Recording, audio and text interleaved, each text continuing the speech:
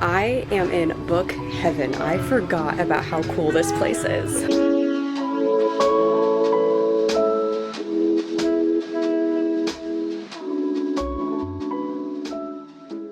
All right, you guys, so Eric and I had the most fabulous dinner. We had a pasta bolognese that Eric made, and it tasted so good. I'm feeling nice and full and relaxed now, so it is the perfect time to dive into a new book. I am so excited to get back into the From Blood and Ash world. I'm going to read the second book, which is A Kingdom of Flesh and Fire. So there's 559 pages, 13 hours and 1 minute of reading time. One thing that I personally love about reading on my iPad with the Kindle app is how it tells you how long the chapters are in terms of minutes. It adjusts to your reading speed, and so you kind of know like how long it will take you to read each chapter. So it's really nice for pacing reasons. I'm really excited to continue the story of Poppy and Castile. I definitely missed these characters and the whole fantasy world as a whole, so let's get into it.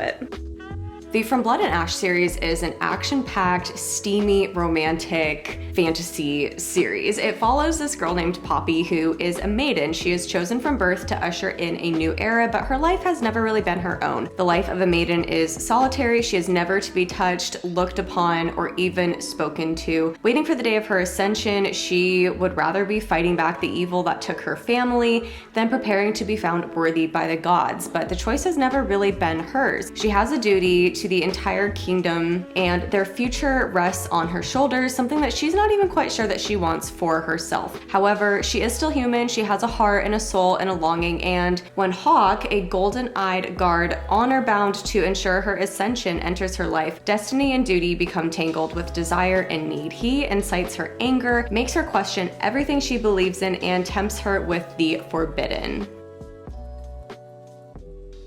It's been a few days since I have talked to you all, but I am currently in Los Angeles. I'm here for work, and just look at this view that I have from my hotel window. It is gorgeous, and it looks like it is a really nice and sunny day out. I'm about 60% of the way through A Kingdom of Flesh and Fire now, and I feel like the story is finally picking up again. Things are happening, they are moving, and I just feel like the storyline is like getting really good, so I'm excited to continue reading it. I will say though that the whole vampire werewolf genre vibe is much stronger in this book than it was in the previous one. So if that's not really your thing, I just wanted to let you know. I kind of feel like I'm reading a mix between A Court of Thorns and Roses and like the adult version of Twilight, except there's no love triangle, but the vibes feel very similar to both books, and it's sort of like if both books had a baby, this is what it would be. But I did just change and finish getting ready, so we're gonna go walk around, and then we're gonna hit up this amazing bookstore that I've been to one time before, but it was like 3 years ago, so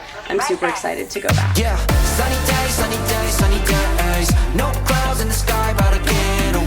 Feels like it's been a freaking decade. Sorry, don't call me cause I'm gonna be on break. Sunny day, make way. All the stress and doubt, yeah, not today. Feels like it's been a freaking decade. Sorry, don't call me cause I'm gonna be on break. Got the Tropicana, fresh cut sushi on a platter. Brandy, honey, it don't matter, shots till I drop.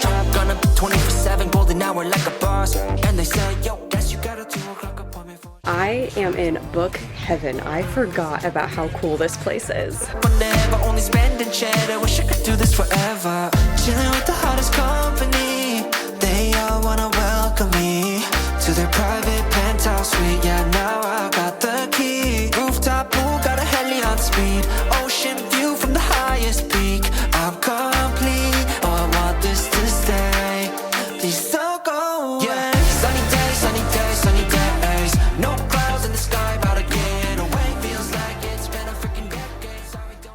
The last time I was here, I remember it being so crowded, but today I got here as soon as the bookstore opened, which is at 11 a.m. So if you are in LA and you want to see this bookstore, I highly recommend getting here as soon as they open. Also, the upstairs area is much more quiet and there's nobody else up here. Also, there's photo ops up here, so highly recommend it. But I really wanted to just walk through the entire bookstore first and get some shots on my camera and whatnot. So now I'm going to actually do some major book shopping while I'm here.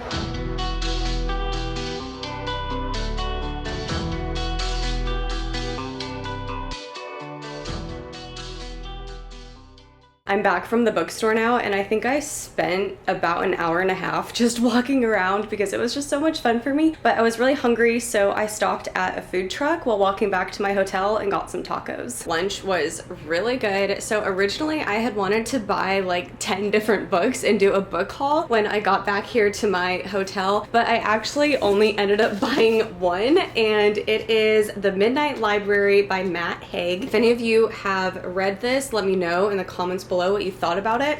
I talked about this book in my January roundup video, how I wanted to read this one in February because it is another fantasy book, so I'll be reading this one after I finish A Kingdom of Flesh and Fire. It just sounded so interesting to me. I'll just read a little excerpt from the front, what it's about. It says, the books in the Midnight Library enable Nora to live as if she had done things differently. Each one contains a different life, a possible world in which she made different choices that played out in an infinite number of ways. I think about this all the time. Like, if I were to go back in time and do things just slightly differently, how different would my life be now? How different things in my life would have played out and changed, and oh my gosh, I genuinely think about that and like the butterfly effect all the time. With the help of an old friend, she can now undo every decision she regrets as she tries to work out her perfect life. Spoiler alert, even though I haven't read this book, there is no such thing as a perfect life, but things aren't always what she imagined they'd be, and soon her choices place the library and herself in extreme danger. So I'm really excited to get to this one. Okay, I finally finished A Kingdom of Flesh and Fire, and let me tell you, the ending was so good. That was insane, so vivid, so unexpected. Oh my gosh, what an amazing ending to that book. This book took me so long to read though, and that's not because it wasn't good. It was really, really good, but I have just been so busy this month. I haven't had much time to read. So this book took me, I want to say 12 days to read, which is kind of a long time for me to read a book, but also this one was really long. It was over 500 pages. But I am going to wait until March to read book 3 because I like to switch up my genres and it gives me time to miss the characters. So then I'm really excited to get back into that world. I think I'm going to start The Midnight Library. Okay, so I have a few thoughts about this book, The Midnight Library, so far. And I am only 61 pages in. So this is not what I was expecting so far. I don't really know what I was expecting, but this was definitely not it. It's good, but it's also really sad. And it's a very interesting, insightful way to dive into the mind of someone who is depressed and suicidal. So just a warning right off the back, if you are having those feelings, this might not be the best book for you to read. It's fascinating so far. And the writing is a bit dry in my opinion, but the concept of the book is what's keeping me going and reading it, and I just want to keep knowing what's going to happen next. This book is also written in third person, which personally is not my favorite, but I am excited to continue reading it, and I've already had a lot of people message me saying that this is one of their favorite books that they've ever read, so I know that I have to keep going and finish this. I did finish this book, The Midnight Library, and I did think it was really good. I give it 4.5 stars just because the whole concept of the book is incredible and so creative. But it would have been a 5-star read for me if it was written in first person, because I just feel like we would have had even more of a connection with the main character, Nora, if we were reading it as if we were actually her. I wrote down some of the themes on my phone that I found very interesting about this book, so I wanted to share it with you guys. So the first was that no matter what life you choose or the choices you make, you cannot control the outcome of those choices. You can only control the choices that you make. And good and bad things will happen in any life, and the choices that you make. Life is always a beautiful roller coaster of ups and downs. And then also there's a lot of themes of forgiveness of yourself and of others that I noticed throughout this book. It was much more of a philosophical book than I was expecting, and I can understand why some people didn't like it for that reason. However, I actually really liked it because of that. I personally felt like there were a lot of really good life lessons in this book and just a lot of really cool things to think about. So if you have read it, let me know your thoughts in the comment section below. It is currently Friday or Saturday. I think it's Saturday that I'm filming this. So I'm just chilling here with Miss Luna. So we're just going to enjoy the rest of our weekend. Thank you so much for watching this video. If you liked it, please give me a big thumbs up. And if you're new here, don't forget to subscribe. I'd love to see you again here in future videos. Thanks again for watching, and I hope you have a fabulous day. Bye.